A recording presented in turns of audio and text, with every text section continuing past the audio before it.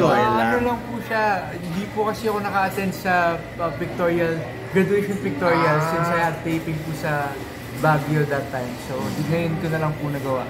Kaso, hindi nga po umabot. So, sa ibang day po ulit. Yeah. Kailan graduation mo talaga? Dito po sa May. May. Yes. Anong feeling na graduate ka na from senior high? It's very, exciting po. Apart from the things na nangyayari sa career, parang may mas free time po ako to focus on my career at the same time. Parang gano'n po. So I'm really excited.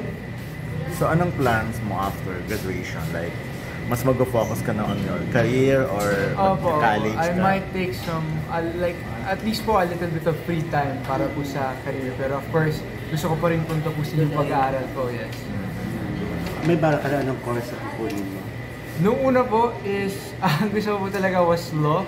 Kasi it really needs time and you really need to focus on it po. So maybe I might hold that off po muna and plan for other things first. Yun po muna. Gusto mo talaga maging lawyer? Yes po. Apart from si Mommy, a lot of people have inspired me and mahilig naman din po talaga ako sa mga. Na eventually baka pasukin mo na rin yung politics. Baka rin. Hindi ko po masabing hindi rin po masabing oo. Pero as of right now, wala po siya sa plans ko. I don't currently see myself po in politics, pero who's to say po sa mangyayari sa future. Pero before nakapag-tip ko na sa pamilya sa Grand. Yes po. Nakailang days na din po kami. Babalik po kami actually. So, nakababalik-play role mo doon? Yes po. Marami-rami po kaming sino madalas mo ka-eksena doon? Kami po nila Kyle at Charis since di naman magkakasama po kami. Hindi pwede sabihin ka ano pa. Magkakasama po kami, gano'n na lang po siguro. Yeah. Parang po kami, basically part po kami ng isang frat. So yun po, kaya po magkakasama kami. Hindi ko po masabi kung magkakaibigan nga po ba kami or hindi. Pero kumusta ang experience working with sa ABS or kapamilya? Yung environment doon?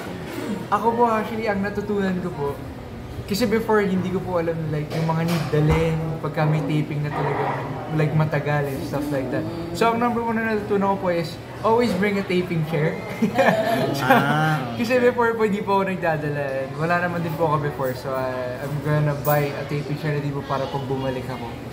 And grabe po yung lamig since sa tent po namin is may aircon pa. So Baguio na nga po. Malamig pa po since may aircon. Yeah. Hindi ka nagkasakit doon? Nagkasakit ka? Hindi, nasanay na po siguro ako sa atok nung taping namin sa live shooting po sa When Magic Curse. Yeah. Pero kumusta katrabaho naman si Kyle? Well, hindi kasama si Piolo na nakaka-eksena. Nakaano po kasi kami, there's two teams po. So there's team po nila sa I think Mansion po sila nandun. Team po for us, yeah. So sila Kyle po, same din po man, sabi ko talagang professional sila. Siguro sa tagal na po nilang nag-work. And yung nakakapag-bond din po kami, ang bonding po namin is actually singing, sa guitar, of course. Okay. He also plays the guitar and he also sings. So pagka po break namin lahat, nandun lang po kami sa waiting area, we play songs, we sing together. That's really fun. Meron din po sila parang binivideo nila. Hindi ko alam saan nila gagamitin or what. Excited ka na ba malapit sa movie mo, The When Magic?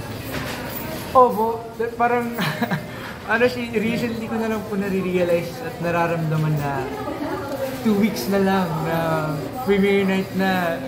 Dito po kasi parang hindi ko po siya naisip, pero yung mga kaibigan ko po sinasabi na lapit na, excited na po sila. Parang ako din po, may excitement and may pressure at the same time. Parang ano po kaya yung magiging expectation ng tao, ano po yung magiging reaction nila.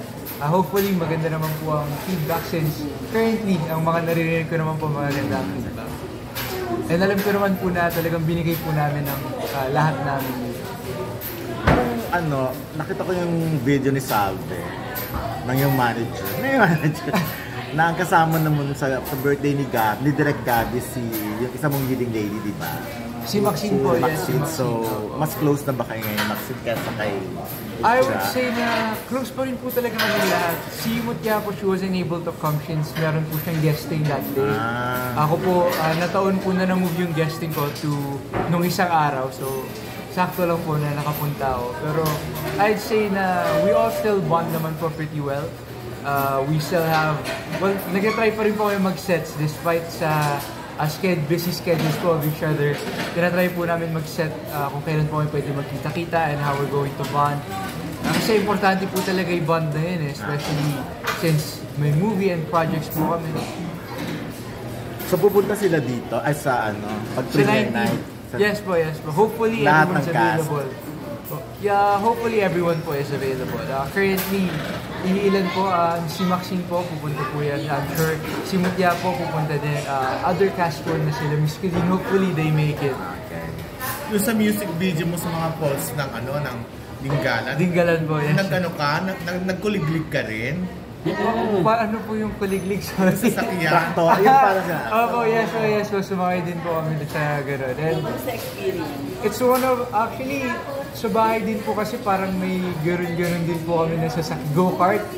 Doon po ako natutong mag-drive nung bata ako. So, it's not like a new experience. Pero yung isa po yun sa talagang na-enjoy ko. And ini-enjoy ko every time we go back and we go there. Lumaki ka rin ba dun sa Dinggalan? Opo, talagang pag may guest po kami sa bahay, isa po yun sa pupuntahan namin talaga, na kailangan pupuntahan. Okay ka na? Okay na.